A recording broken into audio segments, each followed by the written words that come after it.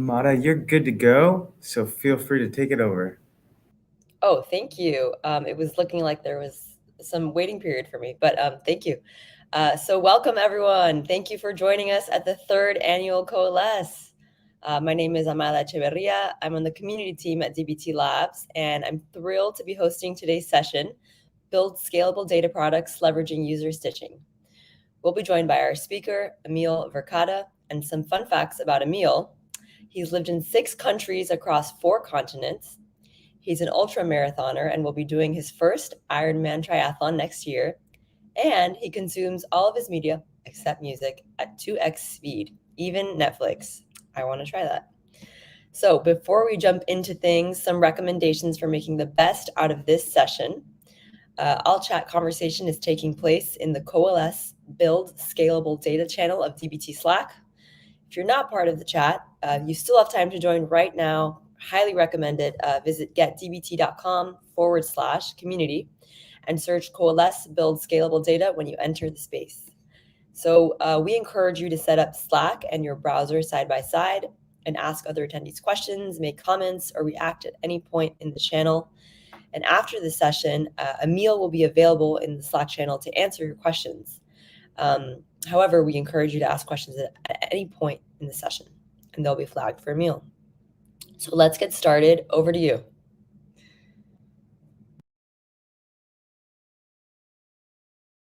Screen. Okay, I see myself. This is great, and I can see my screen as well. Cool. So thanks everyone for tuning in, and welcome to I think the first, or actually, I guess technically the second session of Coalesce 2022. Very excited to be here. So I'm going to be talking about building scalable data products leveraging user stitching. So we'll be diving a little bit into what user stitching is, why it's important, how we can incorporate that into our web data objects in a scalable way. And before we get started, I'll give a little intro about myself. So I'm Emil. I'm an analytics engineer at a company called Snowplow. As Amada said, I've lived kind of all over the world, but I've ended up in London for most of my career so far. I've been working at Snowplow since 2021. Snowplow is a company that's kind of focused on data creation, data generation, and I'll be focusing mainly on Snowplow's data creation and generation in the web analytics space. But Snowplow does a little bit more than that. So before we kind of really get into the meat of it, a high level agenda. So to start, I'm going to be talking a little bit about what user tracking is, what user stitching is, how those two are related.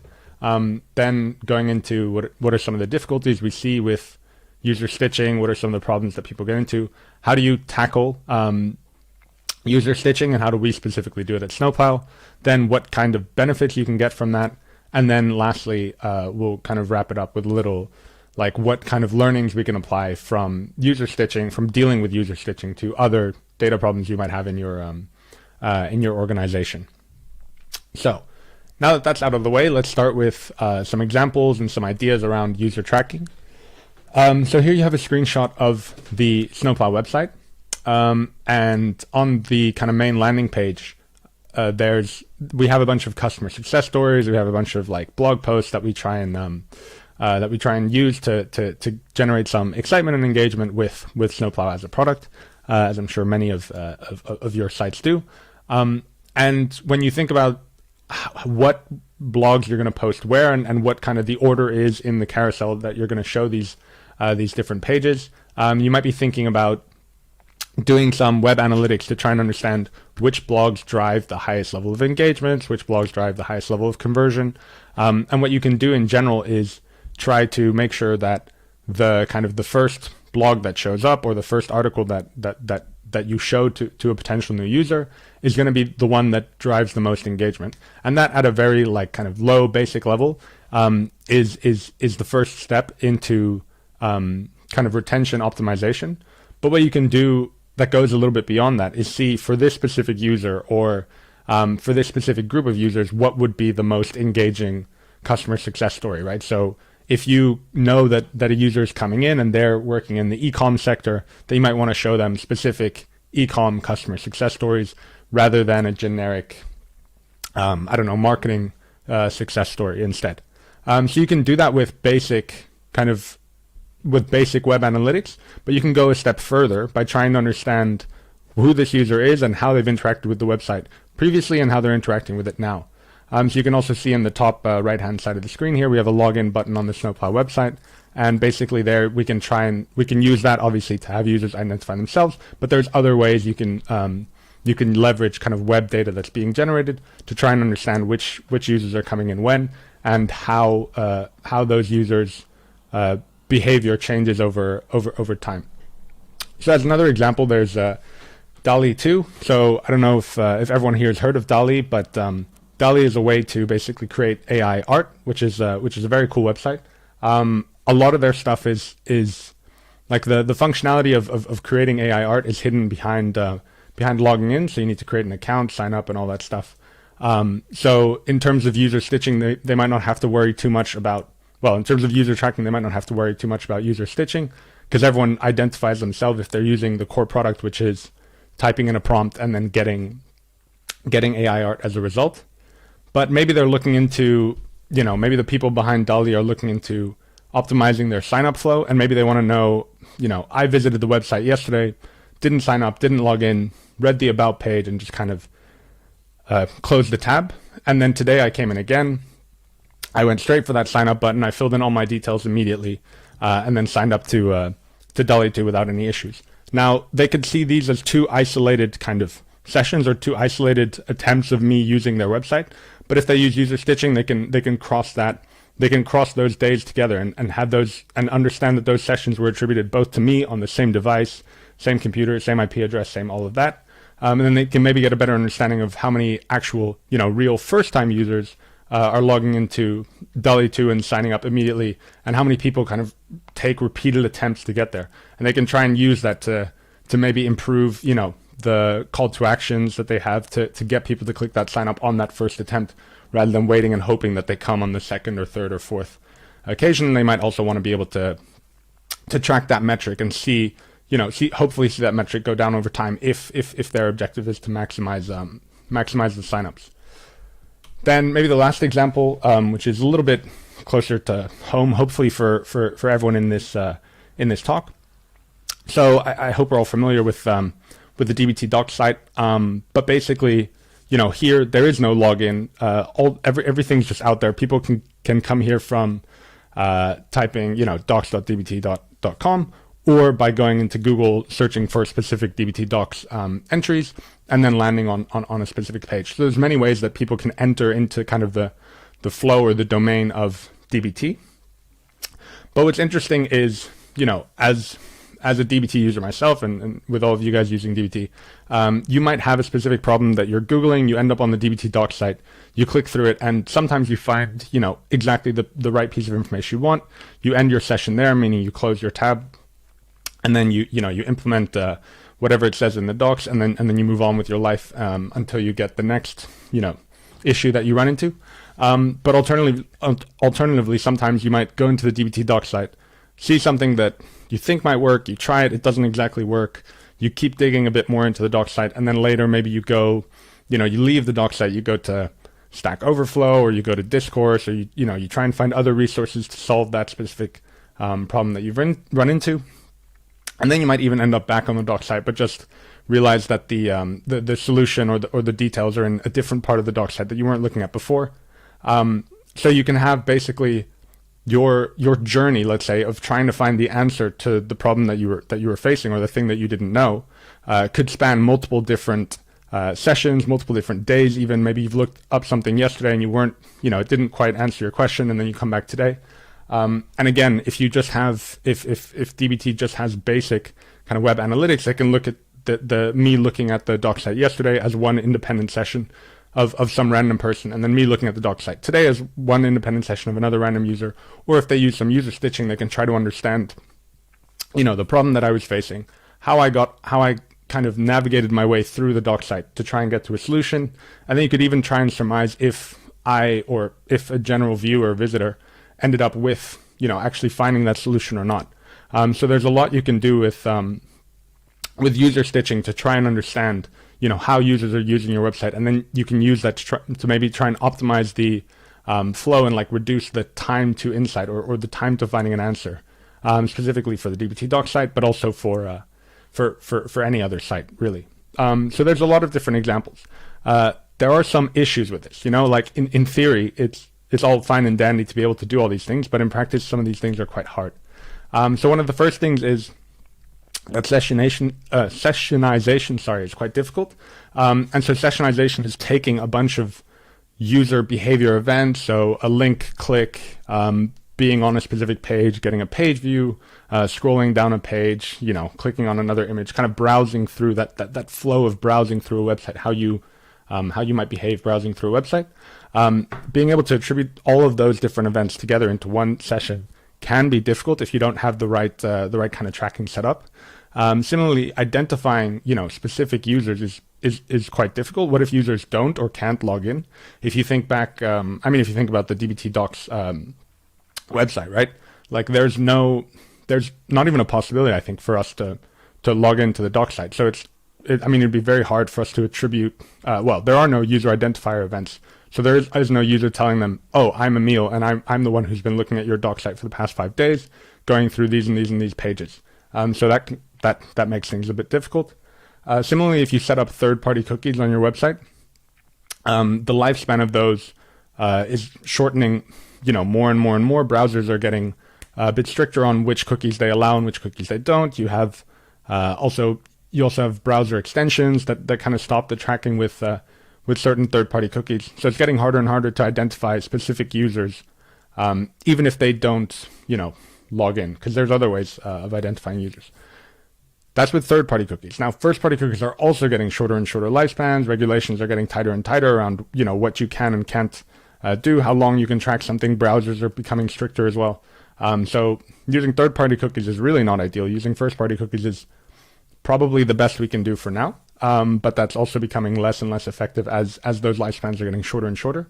And then lastly, this is something that maybe is a little bit bigger in Europe for now, but I know there's some regulations either being talked about or already being implemented in some states in the US with regards to like cookie consent and people being able to change their cookie consent halfway through their session. So if I've been browsing a website and I accept the cookies and I go through a bunch of like 5 different pages, and then I decide, actually, I don't want this site to be tracking me or to be able to identify me, you can change your cookie consent. But then what do you as the website owner, as the data owner, do with that data? Do you just delete all the data from their session? Do you try and anonymize everything that's related to a user but still try and keep the sessionization intact? There's a lot of different questions you can ask with regards to identifying users. And while it sounds great in theory, it can be quite difficult to actually end up doing. So what if you want to be able to identify users across your website or app across different devices? So whether that user is using their work laptop, their personal laptop, their work computer, all these different things, how do you try and identify that user? Maybe they're using their iPad, their iPhone at the same time as well. How do you want to, what if you want to identify users across different platforms? So if you want to identify a user who's browsing your traffic on your web page, but also on your app, that can be quite difficult as well. And what about if you want to identify users both before and after they log in? So you want to be able to attribute all the events that led to them eventually getting to the login page and logging in, as well as all the events that happened after they've logged in. So all of that can be quite difficult, but that's all basically, that can all be handled to some extent with user stitching. So user stitching is the solution. Sometimes it's called identity stitching as well. And basically the general idea is if 2 events share the same identifier, they belong to the same customer entity. Multiple identifiers can be defined per customer entity, and we'll talk about identifiers in a sec. But kind of a way to visually think about it is if you have, like here, if you have a container full of different spools, I guess, of yarn or of string, and you're basically trying to unravel them all. So you have a bunch of, if you have 1,000 users hitting your page in a minute, you have, thousands of page view events, and you're basically trying to disentangle them all and try and make sure that all the page view events that were generated by Emil actually string together and add up to one big session, whereas all the page view events that were attributable to another user are also all strung up. It's and it's not as simple as just like following the rope. It's also, there might be cuts in the rope, there might be issues here and there, so you kind of have to patch things together. Because for those of you who've worked with web data, web data isn't always the most reliable data to deal with, so it can be quite difficult to do this. But with user stitching, we're basically trying to employ a strategy to pull together those pieces of string that might be disjoint, but that are all hopefully related to the exact same user, such that we get this coherent story of how this user walked through our website, not just today, not just in one session, but over multiple sessions, over multiple days is the idea. So how do you approach user stitching? And in general, we say you need to go through these three things. So to start, you need a set of properties to identify a user. We'll walk through some of the ones that we use at Snowplow, but you can kind of, the general ones are kind of what we walked through before. So it's first and third party cookies, as well as, user identifiers that they can give you themselves when they log in. Once you have, whatever properties you need to identify a user, you then need to generate an understanding of how these different identifiers map to each other. And lastly, you need a way to kind of use that mapping to identify all events for a user, so to piece that all together. So let's start first with a set of properties to identify a user. So these are the four kind of fields that we use at Snowplow. And the first one we call the domain user ID, and that's set via first party cookies using our trackers. So these first party cookies, like we said before, are slightly better than third party cookies. They last longer. Browser is less likely to be able to remove them or block them, which is good in that they'll stay persistent. I think for around a year, which will be good. So if your user is using the same browser over and over and over again, then that domain user ID should remain consistent for a year, which is useful in trying to see if this user is returning over a longer period of time. Then we have a network user ID, which is set server side via the Snowplow collector. I'm not going to go too much into I'm not going to go at all actually into the kind of Snowplow architecture, but it's something that it's an identifier that Snowplow offers. Then you have the IDFA or the IDFE, depending on if you're an Apple or an Android device, but this is kind of a mobile device identifier. And then lastly, you have the user ID, which can be set as a custom identifier when tracking an event. So what we mean by that is, when a user logs into your platform, you can take their, your internal user ID or their email address or whatever you use as a user identifier and fill the user ID with that information. And the reason why you would do that is because that makes it easier later to join, a user that you see from Snowplow generated data to, the data model of a user internally in your internal data models. So if we have all of these identifiers, how do they map together? So the important thing to realize is they're all many to many, and for one user ID, that can be multiple different network user IDs if the users are on different computers, different browsers, which can be annoying. For a user ID, there can be multiple IDFA or IDFEs if users are on multiple different mobile devices. Remember, the IDFA or IDFE is a unique, somewhat unique mobile device identifier. Network user ID can have many different user IDs if the user has multiple accounts or a computer has multiple users. So if you have a family computer at home, and one person uses your logs in on Facebook on the browser, and then they log out, and then someone else logs into Facebook on that same browser. That would be a case of having one network user ID for that browser, for that computer, but then multiple different user IDs. And the same can happen, although it's less common, on a mobile device. So where IDFA and IDFE, there's one IDFA or one IDFE for multiple user IDs. So none of these are perfect. There's many situations where you might have some discrepancy, and it's no longer one-to-one. But a lot of these cases are luckily not super common anymore, as more and more people are getting their own devices and their own personal computers and that kind of stuff. So lastly, once we have an understanding of how these identifiers map together, how are we going to map them all together? And the way we do that is, at Snowplow at least, is with this SQL statement. So what we do is we're going to look at all the different events that we're processing this run, and I'll get a little bit more into that in a sec, but it's not hugely important. And we take the distinct domain user ID. So that's the user ID that's being set by our first-party cookies that we've implemented on our website. And then we're going to find, for all the different events for this user ID, the last value of the actual user ID. And the user ID is the one that you can internally implement. So be it your own unique internal user identifier for this user. And we're going to order this by when the data was collected. So we're going to say we're processing, all of the events of yesterday. We're going to take for every distinct domain user ID. So for every distinct identifier from first-party cookies in that data set, we're going to find for each of those the last user ID. So the last, internally set user identifier for that user over all the data that we've collected. And then we're gonna add an end timestamp there as well to show what was all the data that we processed basically. And then we're just gonna have a table of domain user ID, what was their last identifier, and then when was that data processed. And that allows us to basically get an understanding of, even before you logged in, what was the user identifier for you? Who did you eventually show yourself? Who did that person eventually show themselves to be or identify themselves to be? Which is very, very useful, because then we can use that later to try and understand, the whole flow. If this person logged in today but was also browsing yesterday, unlogged in, we can still get that. That user ID of when they logged in, despite the fact that they weren't logged in until a day later. Then lastly, let's talk about a way to make this scalable. So the way we make this scalable is we have a custom incremental materialization called Snowplow Incremental.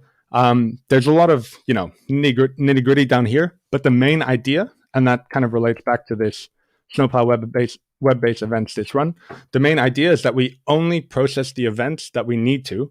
And so we have this massive atomic table with all the different, web events that are generated, talking about like page views, page pings, link clicks, all that kind of stuff.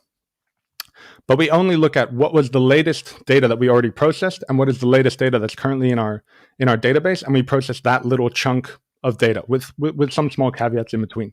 But basically what that does is that reduces the amount of data that needs to be scanned, and we're just making sure that we're only dealing with and processing the minimum amount of data needed to still get an up-to-date view of our web data, but not processing way too much such that we're always reprocessing, the last month of events, which would become very, very costly. So how do we leverage this within Snowplow? Basically, we have this Snowplow web user mapping table, and we use that to maintain a list of mappings. So that's kind of the SQL query that we were looking at before. We then end up using a macro to basically modify the sessions table with the stitched user ID, which is going to be your user ID for every domain user ID. And this allows you to take your session level data and join that back on to your internal, user data model, so that you can kind of understand, okay, during this session, this person went through this flow, and you can see all the user properties that you have in your own internal user data model at the same time, to try and piece those things together, to try and better understand, how specific users behave and what their sessions look like and how they interact with the platform. And then that ends up feeding into the user model that we've created for Snowplow, which is more about how they use their web data. But again, you can use this with your internal user model to get a better understanding of, certain user properties and how they relate to how users use your website, what features they use, all that kind of stuff. So yeah, just to quickly recap, domain user ID is set by first-party cookie, network user ID set by server-side by the Snowplow collector. Then we have a mobile device identifier and then a user identifier. How might you set a custom identifier is a question you could be asking yourself. And so some of the ways that we've seen people do this is you can embed user identifiers into a hyperlink in communications. So when you send an email to a user that calls them to go onto your website or go into your app through deep linking, you can add certain parameters into that URL that the Snowplow tracker then automatically digs out. And Snowplow can then leverage this to fill in your user identifiers with this information. You can ask users to authenticate themselves when accessing certain content. So we saw that in the DALI example. You can ask visitors to fill in a form. I mean, that's quite basic, but you can also, feed that back into your Snowplow identifiers, and you can add user context to your tracking that returns a unique browser identifier.